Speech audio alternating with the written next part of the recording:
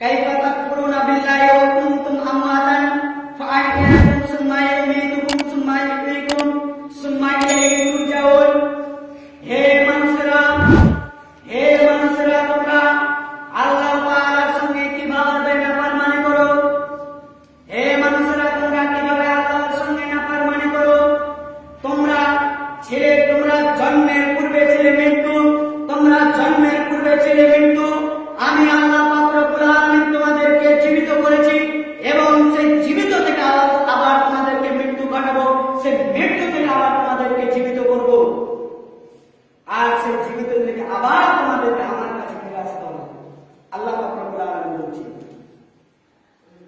আমরা জন্মের পূর্বে মৃত্যু ছিলাম, জীবিত হয়েছি, মায়ের পেটে এসে জীবিত হয়েছি, দুনিয়াতে এসে জীবিত হয়েছি, আবার আমাদের মৃত্যু হবে, আবার আমাদেরকে জীবিত আল্লাহ পাক রব্বুল আলামিন করবে, আবার আমাদেরকে জীবিত করে আবার কাল কিয়ামতের দিনে আমাদেরকে আল্লাহ পাক রব্বুল আলামিনের কাছে ফিরে যেতে হবে। আল্লাহ পাক রব্বুল আলামিন এই কথা বললেন, আর সন্তানের প্রতি কত মায়ের কর্তব্য। আরেকটি হাদিস হযরত আবু হুরায়রা রাদিয়াল্লাহু তাআলা আনহু রাসূল সাল্লাল্লাহু আলাইহি ওয়াসাল্লামের কাছে রাত্রির বেলায় এসে কাঁদতেছেন। রাসূল সাল্লাল্লাহু আলাইহি ওয়াসাল্লাম বলছেন, ও আবু হুরায়রা, তুমি কাঁদতেছো কেন? আবু হুরায়রা রাদিয়াল্লাহু তাআলা আনহু বললেন, আমাকে আমার মা মেরেছে। আবু হুরায়রা রাদিয়াল্লাহু তাআলা আনহু বললেন, আমাকে আমার মা মেরেছে। রাসূল সাল্লাল্লাহু আলাইহি ওয়াসাল্লাম বললেন, কেন মেরেছে? তুমি কোনো অপরাধ করেছো? তুমি কোনো অন্যায় করেছো? এই জন্য তোমার মা তোমাকে মেরেছে, নয়তো তোমার মা তোমাকে কখনো মারতো না। তখন আবু হুরায়রা রাদিয়াল্লাহু তাআলা আনহু বললেন, না রাসূল সাল্লাল্লাহু আলাইহি ওয়াসাল্লাম, আমি কোনো অন্যায় করিনি, আমি কোনো অপরাধ করিনি। তাহলে রাসূল সাল্লাল্লাহু আলাইহি ওয়াসাল্লাম বললেন, তাহলে তোমাকে কেন মারলো? তখন আবু হুরায়রা রাদিয়াল্লাহু তাআলা আনহু বলছেন, রাসূল, আমি রাত্রির বেলায় আপনার দরবার থেকে আমার যেতে অনেক রাত হয়ে গিয়েছে। সেই সময় আমার মা আমাকে জিজ্ঞাসা করছে, ও আবু হুরায়রা, তুমি গিয়েছিলে কোথায়? এত রাত্রি ভোর তুমি কোথায় গিয়েছিলে? আবু হুরায়রা রাদিয়াল্লাহু তাআলা আনহু বললেন, মা, আমি গিয়েছিলাম মুহাম্মদুর রাসূলুল্লাহ সাল্লাল্লাহু আলাইহি ওয়াসাল্লামের দরবারে। তখন আপনার কথা শোনা মাত্র, আপনার নাম শোনার পরে তার গায়ের রূপ খাড়া হয়ে গেল, তার শরীর কাঁপতে আরম্ভ করে দিল, আর সেই সঙ্গে সঙ্গে আমাকে মারতে আরম্ভ করে দিল। আমাকে মারার পরে তখন আপনার নামে অনেক গালিগুলো করতে আরম্ভ করে দিল। আমি তখন আমার মাকে বললাম, মা, তুমি আমাকে যত পারো মারো, আমাকে মারতে তুমি আমাকে বাড়ি থেকে বের করে দাও, তবুও কিন্তু নবী মুহাম্মদ রাসূলুল্লাহ সাল্লাল্লাহু আলাইহি ওয়াসাল্লামকে তুমি কি করবে না? গালি দিবে না, গালিগুলো করবে না। তখন আবু হুরায়রার মা কি করলো? আবু হুরায়রাকে মারতে বাড়ি থেকে গলায় ধাক্কা দিয়ে বাড়ি থেকে বের করে দিল। তখন আমাকে যখন আমার মা গলা ধাক্কা দিয়ে বাড়ি থেকে বের করে দিল, এই সময় আমি তখন আপনার দরবারে ফিরে এসেছি। রাসূল সাল্লাল্লাহু আলাইহি ওয়াসাল্লাম বলছেন, তোমার মা তোমাকে মেরেছে, এই জন্য কি তুমি আমার কাছে নালিশ করতে এসেছো? আবু হুরায়রা রাদিয়াল্লাহু তাআলা আনহু বলছেন, না রাসূল সাল্লাল্লাহু আলাইহি ওয়াসাল্লাম, আমি এই জন্যই আপনার কাছে আসিনি, আমি এসেছি যে আমার মার জন্য আপনি কি করুন, আমার মার জন্য আল্লাহর কাছে আপনি ফরিয়াদ করুন, আমার মার জন্য আল্লাহর কাছে ফরিয়াদ করুন। আল্লাহ পাক রব্বুল আলামিন যেন আমার মাকে যেন হেদায়েত দান করুন, আমার মা যেন কি করতে পারে? দ্বীন ইসলাম গ্রহণ করতে পারে। আমার মা একজন মুশরিকা, আমার মা যেন দ্বীন ইসলাম গ্রহণ করতে পারে। এই কথা বলার পরে রাসূল সাল্লাল্লাহু আলাইহি ওয়াসাল্লাম আল্লাহ তাআলার কাছে দুই হাত কানা তুলে বলছেন, আল্লাহুম্মা হাদি উম্মি আবি হুরায়রা। এই কথা বলতেছে, আর আবু হুরায়রা রাদিয়াল্লাহু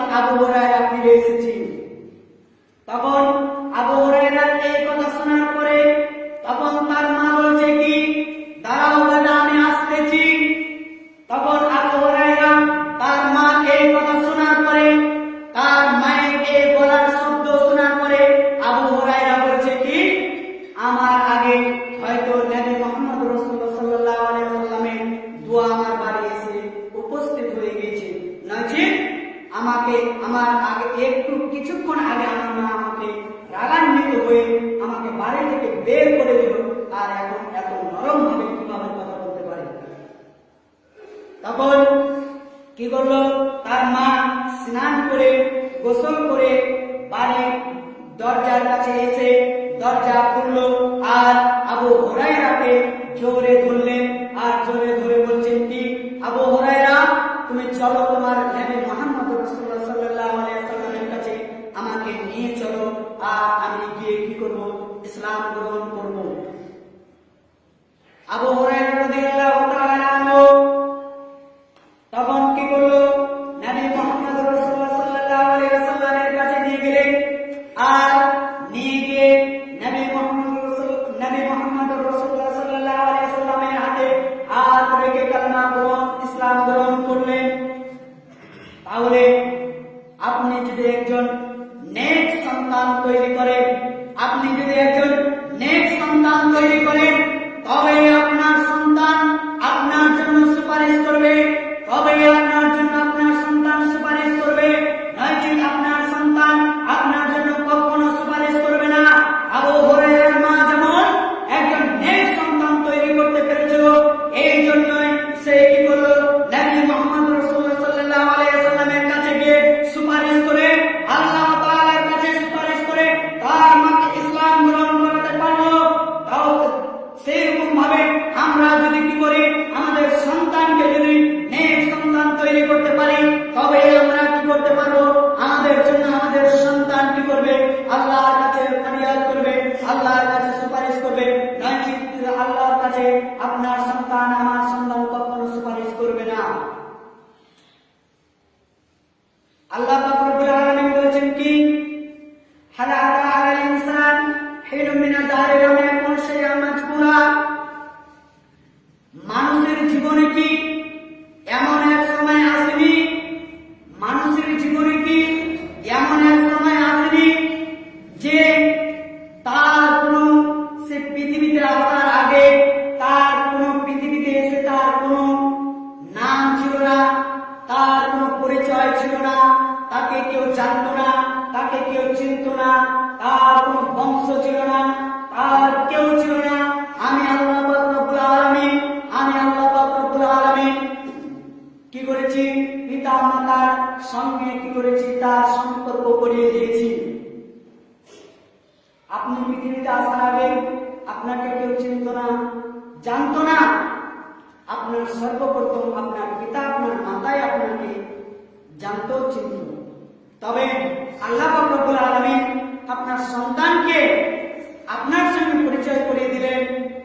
তবে আপনার সন্তানকে যখন আল্লাহ পাক রব্বুল আলামিন আপনার সঙ্গে পরিচয় করিয়ে দিলেন, তবে আপনি কেন বাবা হয়ে আল্লাহর সঙ্গে কেন আপনার সন্তানকে পরিচয় করিয়ে দিচ্ছেন না? আপনার সন্তানকে আপনি কেন আল্লাহর সঙ্গে পরিচয় করিয়ে দিচ্ছেন না? কিভাবে আল্লাহর সঙ্গে পরিচয় করাবো? আমরা মানব জাতি, আমরা কিভাবে আল্লাহর সঙ্গে পরিচয় করিয়ে দেব? আমরা সন্তান যখন জ্ঞান চলে আসে, সন্তানকে আমরা লালন পালন করি, কিন্তু সন্তানকে জ্ঞান দিই না, সন্তানকে নেক সন্তান কিভাবে তৈরি করতে হবে আমরা সেই দিকে যাই না। আমরা নেক সন্তান তৈরি করতে হলে সর্বপ্রথম আপনি যদি আল্লাহর সঙ্গে আপনার সন্তানকে পরিচয় করিয়ে দেন, তাহলে আজকালকার প্রত্যেক গ্রামে মক্তব রয়েছে, সে মক্তবে আপনার সন্তানকে পাঠাবেন। আমরা পাঠাই না কেন?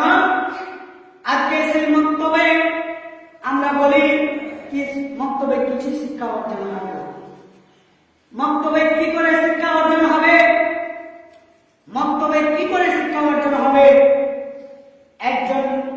আপনি একজন দিন মজুরি করতে গেলে আপনি 300 টাকা 400 টাকা আপনি দিনে নেন, আর একজন মক্তবের শিক্ষকের বেতন আপনি দিনে 100-100 টাকা দেন।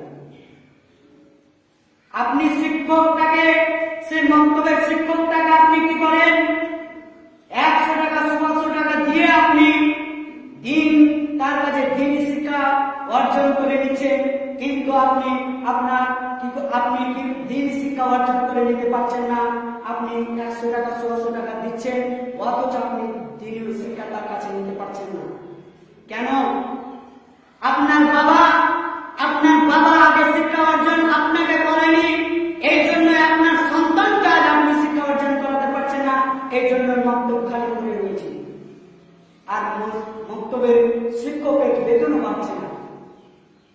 আপনি মাসে 10,000 15,000 টাকা নেন, আর মক্তবের শিক্ষকের আপনি কি করে 3,000 4,000 টাকা বেতন দেন? আপনার অন্তরে একটু আঘাত আসে না যে উনি তো একজন বাড়ি ছেড়ে এসে বিদেশে এসে পড়ে রয়েছে, উনি তো একজন বাড়ি ছেড়ে এসে বিদেশে পড়ে রয়েছে, সে 3,000 4,000 টাকা মাসে কি করে খাবেন? আপনি 10,000 15,000 টাকা বেতন আপনি মাসে বিদেশ বাইরে যেতে চান না, আরো আমাদের বেতন লাগবে, আর আপনি 4,000 3,000 টাকা দিয়ে মক্তবের শিক্ষক রাখছেন। আর ফের আবার কি করছেন? তার দ্বারা আবার আপনি মসজিদটাকে পুরো পরিষ্কার করে নিচ্ছেন, তাকে 5 ওয়াক্ত আযান দিয়ে নিচ্ছেন, 5 ওয়াক্ত সালাত আদায় করে নিচ্ছেন তার কাছে।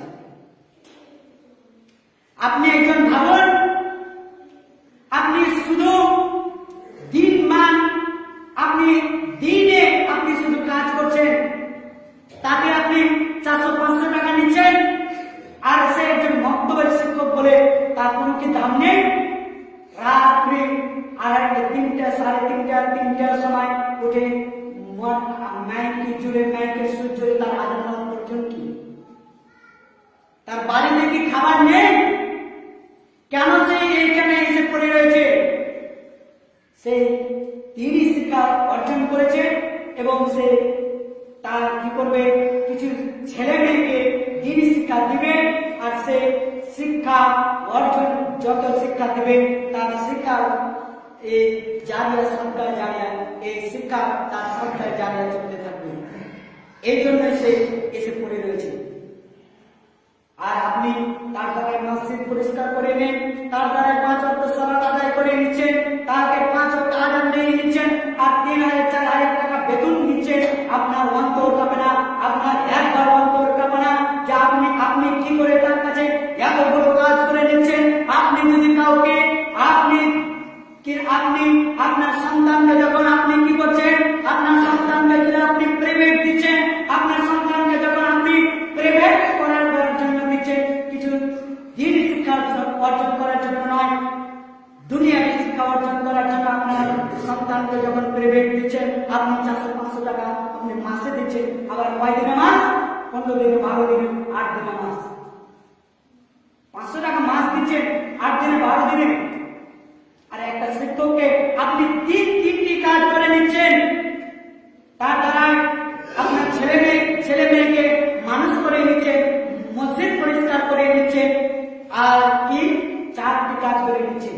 একটি ছেলে মেয়েকে মানুষ করে নিচ্ছেন, একটি মসজিদ পরিষ্কার করে নিচ্ছেন, আর একটি আযান দিয়ে নিচ্ছেন 5 ওয়াক্ত, আর একটি 5 ওয়াক্ত সালাত আদায় করে নিচ্ছেন তার কাছে। আবার যদি সে মুলবি যদি কি করে, সে মুলবি যদি মসজিদে যদি কিছু নোংরা করে থাকে, আবার কত মশালে এসে সে মুলবিকে ঢুকবে কি? মুলবি সাহেব, আপনি দেখতে পান না এই মসজিদে নোংরা করে রয়েছে? আপনি এসেছেন, আপনি কিছু নেকি অর্জন করুন, শুধু আপনি সে মুলবির দ্বারা সে মুলবিকে আপনি নেকি দিবেন? আপনি কি নেকি দিবেন? আজকে আছেন, কাল চলে যাবেন।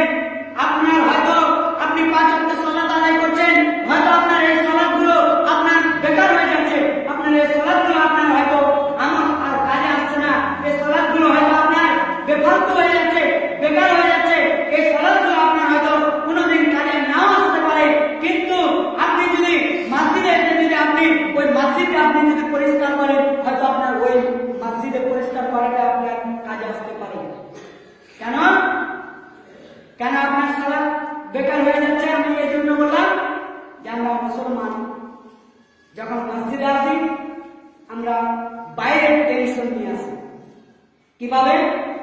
একজন ইমাম নামাজ পড়াচ্ছেন, নামাজ পড়াতে সে 3 রাকাত নামাজ পড়িয়েছে,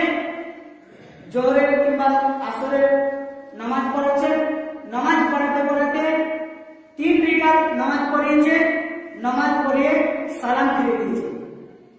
আর সালাম ফিরিয়ে তখন তার পিছন দিকে মুসল্লিগুলো বলছে কি, কেউ বলছে কি 4 রেখাত হয়েছে, কেউ বলছে 3 রেখাত হয়েছে, ইমাম কিছুই বুঝতে পারছে না। তখন তার মধ্য থেকে একজন বলছে কি, না ইমাম 3 রেখাত হয়েছে। বলছে তুমি কিভাবে বুঝতে পারলে? বলছে কি, আমার বাজারে মার্কেটে 4টি দোকান রয়েছে, আমার মার্কেটে 4টি দোকান রয়েছে, 4টি দোকানের মধ্যে আমার প্রথম রেখাতে আমি প্রত্যেক দিন প্রথম রেখাতে 1টি দোকানে হিসাব করি, দ্বিতীয় রেখাতে 2টি দোকানে হিসাব করি, তৃতীয় রেখাতে 3টি দোকানে হিসাব করি, চতুর্থ রেখাতে 4টি দোকানের হিসাব করি। আমি আজকে 3টি দোকানের হিসাব করেছি, তো 1 রেখাত কম হয়নি?